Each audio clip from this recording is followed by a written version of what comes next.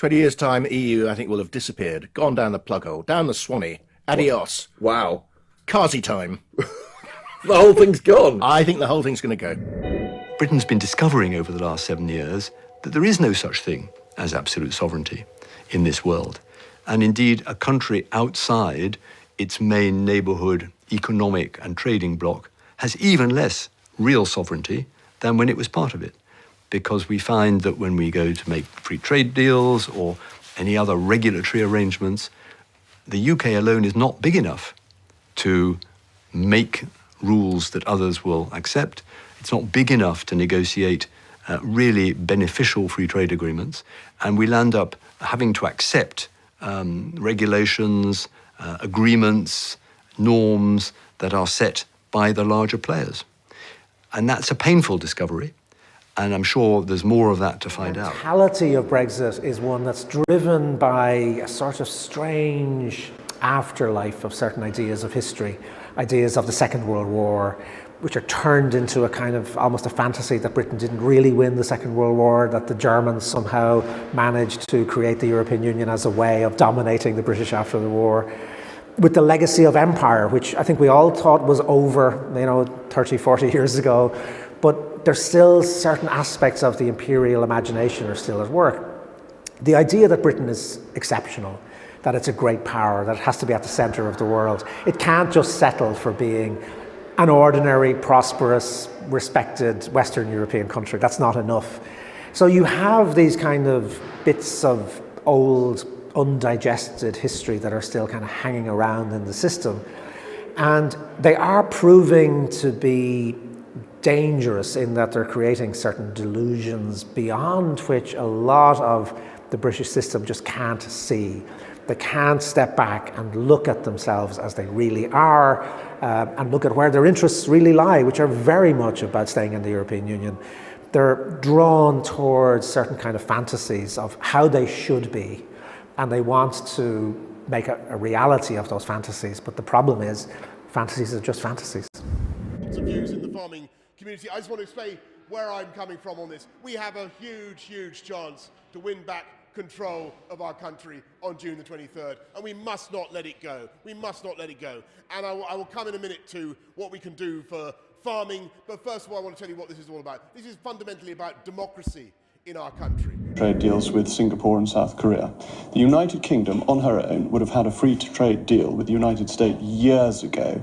We're held back by a semi-protectionist European Union in negotiating free trade across the world. We've held up our free trade deals with other free trading, outward-looking nations. I think our position regarding free trade would be better with a subsidiary membership or no membership of the European Why do you think that the United States is so keen to do a deal with this protectionist racket that is Europe? Well, it's a big market that people are doing deals with the European Union, but very, very slowly. The United Kingdom would have a free trade deal with the United States by now if we hadn't handed over negotiations on such things to Europe. We would be... Well, Nigel Farage was the key architect for Brexit and all these wonderful things we were going to get.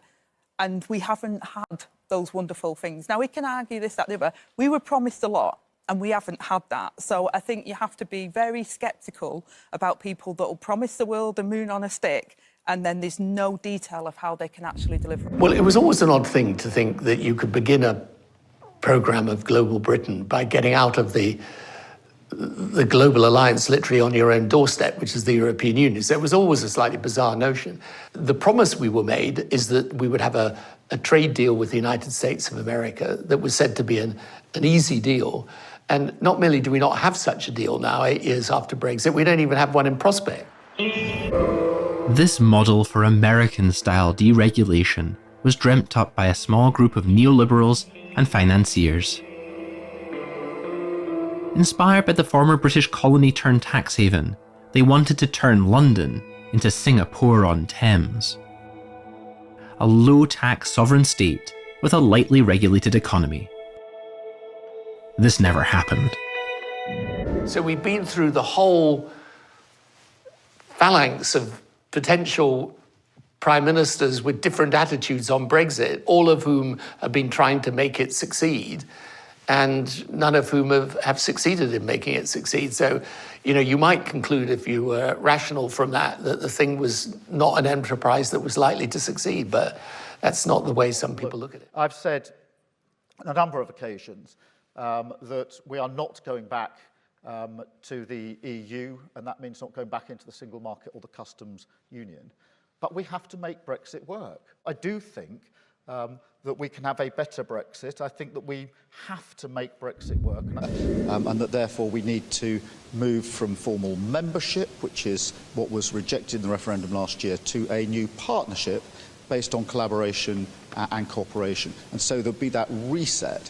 I think what comes with that is a much higher emphasis on the benefits of the single market and the customs union. Many of these options were swept off the table by the Prime Minister in her Lancaster House speech. And so it'd be a reset and a different set of priorities. But most importantly, I think, putting jobs and the economy first.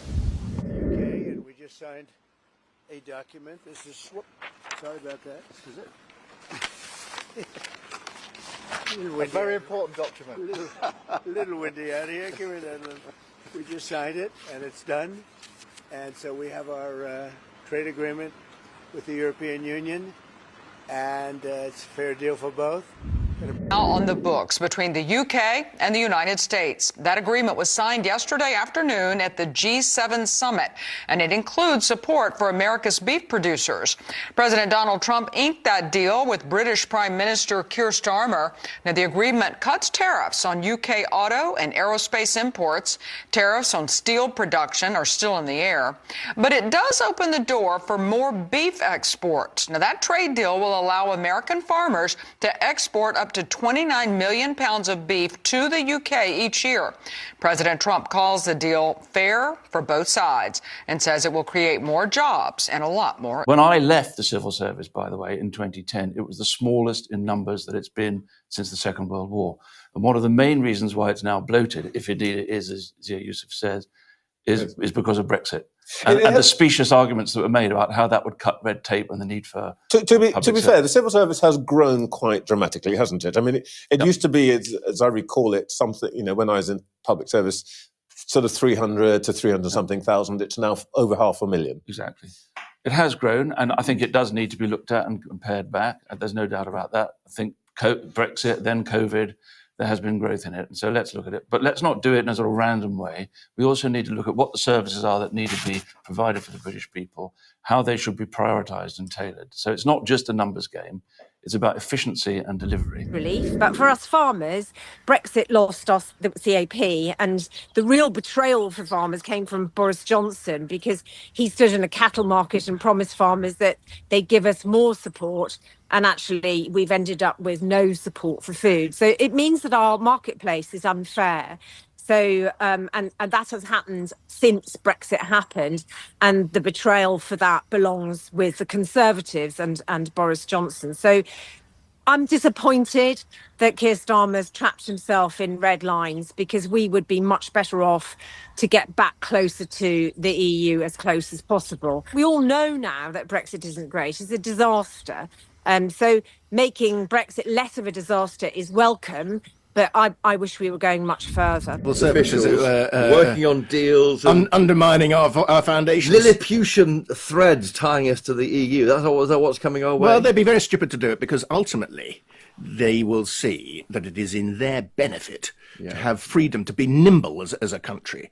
We are, as an economy, we want to have that ability to shimmy around difficulties, and we can shimmy better if we are out of the EU, which we are. Hallelujah. Hallelujah.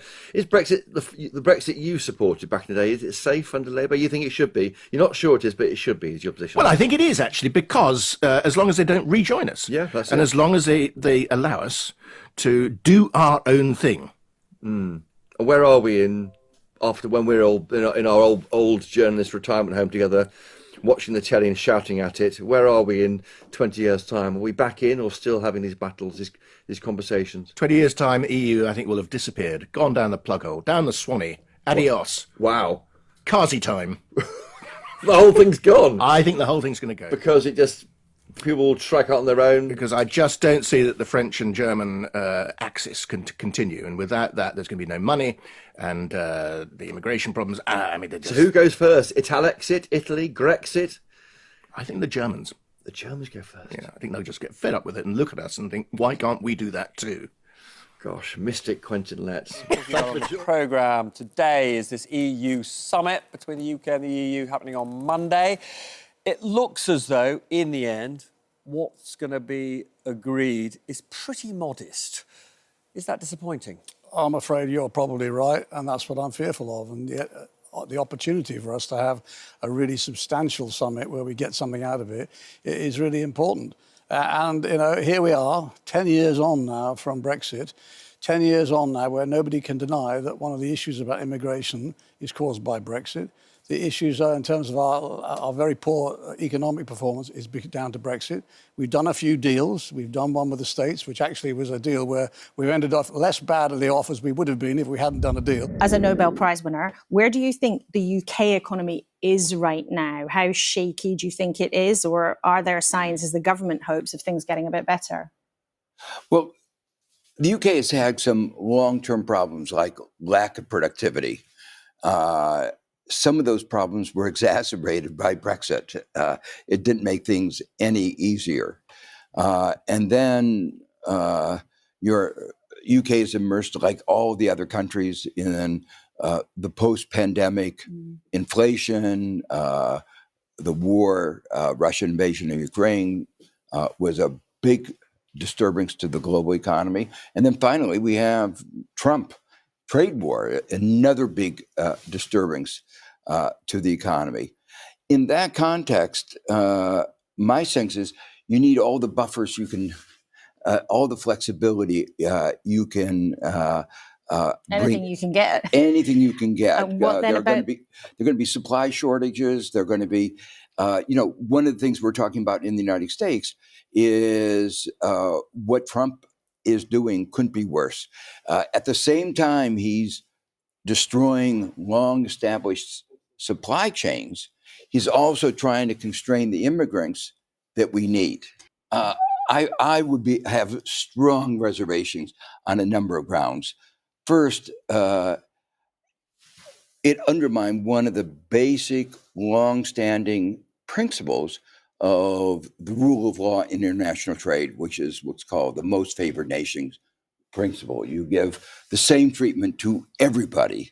And it was an attempt, it's been what Trump is trying to do, is bargain here, bargain there, destroy what has been created over 80 years after World War II. So and did he pull you are complicitous in this undermining the international rule of law. And I wouldn't be proud of that.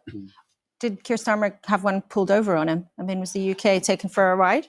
I think he was trying to do the best he could in a particular frame of mind where he's going off on his own.